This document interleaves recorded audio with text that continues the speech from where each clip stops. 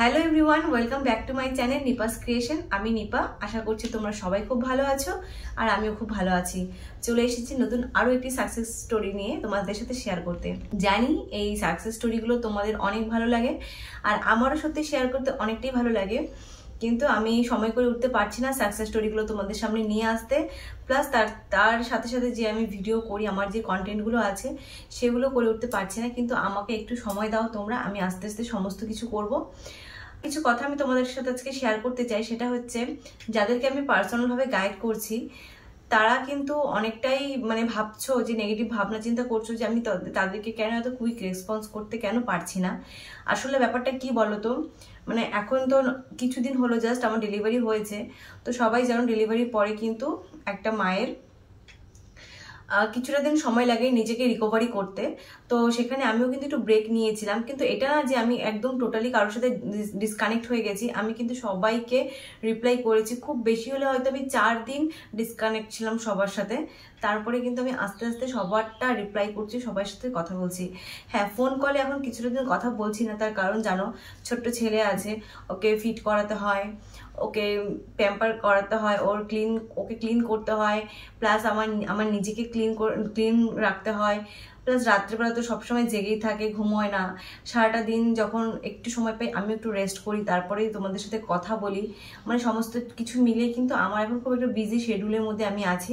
তার সত্ত্বেও কিন্তু তোমাদের সাথে কথা বলছি আর যতটুকু সম্ভব আমার দ্বারা আমি কিন্তু তোমাদেরকে গাইড করার চেষ্টা করছি। আশা করছি তোমরা আমার এই সিচুয়েশনটা একটুখানি পজিটিভ ভাবে নেবে আর তোমরা কিন্তু এই জিনিসটাকে বুঝতে চেষ্টা করবে। তো চলো আজকের মেইন টপিকে ফেরা যাক। আজকের ভিডিওটা হচ্ছে কনসেপ্ট স্টোরি নিয়ে। এটা একটা বাংলাদেশি বোনের কনসেপ্ট স্টোরি। আমিও আগেও দুটো বাংলাদেশ বোনের কনসেপ্ট স্টোরি শেয়ার করেছিলাম তোমাদের সাথে। তো আজকে আরেকটা বাংলাদেশের কনসেপ্ট স্টোরি শেয়ার করব। তার আগে বলে রাখি, দেখো আমাদের যেমন মেয়েদের প্রবলেম, ঠিক আছে, আমাদের এগ বড় হচ্ছে না বা আমাদের সিস্টের সমস্যা আছে, পিসিওএস, থাইরয়েড, বিভিন্ন ধরনের সমস্যা আছে, আমাদের ইউটেরাসে ফাইব্রয়েড হয়ে যাচ্ছে, হ্যাঁ, কারো টিউব ব্লক, অনেক ধরনের সমস্যা কিন্তু আমাদের মেয়েদের। আর মেয়েদেরকে শুনতে হয় যে তোমার জন্যই এরকম হচ্ছে বা আমারই বডিতে প্রবলেম, মা না হতে পারার কারণটা একটা মেয়ে। এটা কিন্তু সবার একটা ধারণা। হ্যাঁ, মেয়েদের শরীরে সমস্যা থাকে যেমন, সেরকম কিন্তু একটা ছেলেদের শরীরেও কিন্তু সমস্যা থাকে।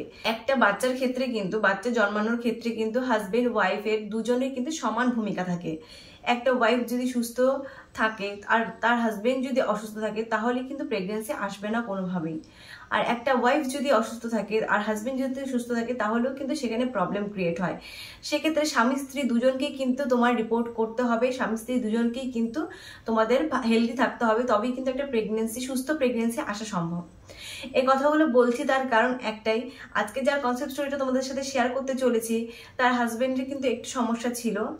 তার হাজবেন্ডের হচ্ছে স্পার্ম কাউন্টটা অনেকটাই লো ছিল। তা সত্ত্বেও তার কাছে কিন্তু এই জিনিসটা চ্যালেঞ্জিং এর ছিল যে এই স্পার্ম কাউন্ট দিয়ে সে ন্যাচারালি কি করে কনসিভ করবে। তো সে কিন্তু ভরসা হারায়নি। আর সবথেকে প্লাস পয়েন্ট ছিল তার হাজবেন্ড ওকে এত মেন্টালি সাপোর্ট করেছে যে একটা হাজবেন্ড হয় না, একটা ওয়াইফের সাপোর্ট সিস্টেম থাকে যে তোমার কোনো প্রবলেম নেই তো কি হয়েছে, আমি আমারটা চেক করাই, আমার তো সমস্যা থাকতেই পারে। এই ধরনের কিন্তু কথাবার্তা খুব কম হাজবেন্ডরাই বলে। তো যাই হোক, সেই দিদিরা দিদি বা বোন যেটাই বলবো, তার হাজবেন্ড কিন্তু তাকে কিন্তু ভালোভাবে মেন্টালি সাপোর্ট দিয়েছিল এবং সে কিন্তু টেস্টও করিয়েছিল, সে প্রপারভাবে ট্রিটমেন্ট নিচ্ছিল যে কোনোভাবে যেন বাবার ডাকটা শুনতে পারে। তো যাই হোক, সে সাকসেস হয়েছিল দাদাটা। তো তার কিন্তু মর্টালিটিটা খুব ভালো এসেছিল, অ্যাক্টিভ মর্টালিটি, তার স্পার্ম কাউন্টও ইনক্রিজ হয়েছিল এবং সে কিন্তু 1 মাসের মধ্যে গুড নিউজ পেয়েছে। আমার সাথে যুক্ত হয়ে তোমাদেরকে আমি একবার দেখিয়ে দিচ্ছি সে কবে আমার সাথে যুক্ত হয়েছিল এবং সে কত দিনের মধ্যে সাকসেস হয়েছে। হালিমা আমার মেম্বারশিপটা জয়েন করেছিল এপ্রিল মাসের 29 তারিখে এবং সে কিন্তু তার সমস্ত ডিটেলসগুলো আমাকে শেয়ার করেছিল এবং সে প্রেগনেন্সি ট্রাই করেছিল মাত্র 9 মাস থেকে। সে কিন্তু তার লাস্ট এলএমপি ডেটটাও বলেছে, দেখো এখানটাতে 21/4/2025। আর আমার সাথে সে যুক্ত হয়েছিল 29 তারিখে, মাসিকের 6 দিন থেকে। তার যে হাজব্যান্ডের প্রবলেম সে কিন্তু নিজেই আমাকে বলেছিল যে দিদি আমার হাজব্যান্ডের প্রবলেম আছে আর সে এইভাবে কীভাবে ন্যাচারালভাবে কনসেপ্ট করবে। দেখো তার হাজব্যান্ডের রিপোর্ট কিন্তু প্রথমে মোটামুটি ভালো ছিল, 22 মিলিয়ন টোটাল স্পার্ম কাউন্ট ছিল, ঠিক আছে।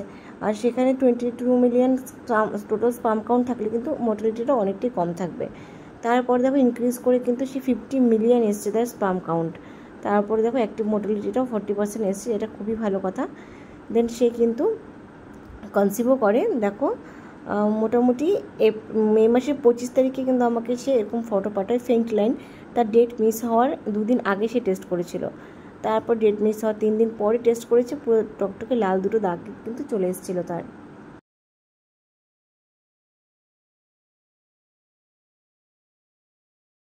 সে কিন্তু 1 মাসের মধ্যে সাকসেস পেয়ে গেছে, তোমরা দেখতেই পেলে। তো যাই হোক, আমি একটা কথাই বলবো তোমাদেরকে, যাদের হাজবেন্ডরা মনে করছো যে তাদের কোনো সমস্যাই থাকতে পারে না, তারা একটু কাইন্ডলি কিন্তু তোমরা একটা টেস্ট করে নেবে, সিমেন্ট টেস্টটা। অনেক সময় কিন্তু একটু হলেও হাজবেন্ডের প্রবলেম থাকতে পারে। দেখো, রোগ যখন আছে প্রতিকারও আছে। যেমন মেয়েদের একটা সমস্যা থাকে, তারা কিন্তু প্রচুর ওষুধ খায়, প্রচুর ধরনের ট্রিটমেন্ট তারা বডিতে যেরকম নেয়, সেরকম কিন্তু ছেলেদের কিন্তু সেমন একটা কোনো অসুবিধা থাকে না। স্পার্ম কাউন্টের জন্য কিন্তু কিছু মাস মেডিসিন খেলেই কিন্তু তাদের অনেকটাই ইনক্রিজ হয়ে যায়। তো সেক্ষেত্রে আমি বলবো ওয়াইফের প্রতি একটুখানি সাপোর্টিভ হতে হবে, যেন মেন্টালি সাপোর্ট দিতে হবে, যেন দুজন ভালোভাবে সুস্থভাবে একটা বাচ্চা জন্ম দিতে পারে। তো আজকের ভিডিওটা এইটুকুই ছিল, আশা করছি তোমাদের ভালো লাগবে। আর যারা যারা পার্সোনাল গাইডেন্স চাও প্রেগনেন্সি এর জন্য, শুধুমাত্র তারাই কিন্তু হোয়াটসঅ্যাপে আমার সাথে কন্ট্যাক্ট করবে। আর হ্যাঁ, গাইডেন্সের জন্য কিন্তু আমাকে একটা পেমেন্ট করতে হচ্ছে। অনেকেই তোমরা এখনো আমাকে মেসেজ করে বলো দিদিভাই পেমেন্ট কেন করতে হচ্ছে। তো আমি জানি না তোমরা ব্যাপারটা কবে বুঝতে পারবে। তার কারণ দেখো, আমি তো 1-2 জনকে গাইড করছি না, আমি প্রচুর মানুষকে গাইড করছি। তো তারাই কন্ট্যাক্ট করবে যারা পেমেন্ট করে আমার সাথে জয়েন হতে চাও। তো পেমেন্ট কত কি করতে হবে সেটা কিন্তু আমাকে মেসেজ করলে পার্সোনাল ভাবে আমি কিন্তু বলে দেবো। আশা করছি তোমাদের ভিডিওটা ভালো লাগবে। আর যদি ভালো লেগে থাকে তাহলে চ্যানেলটিকে সাবস্ক্রাইব করবে, লাইক কমেন্ট শেয়ার করতে ভুলবে না। দেখা হচ্ছে পরের ভিডিওতে। সবাই ভালো থাকবে, সবাই সুস্থ থাকবে, সবাইকে টাটা বাই।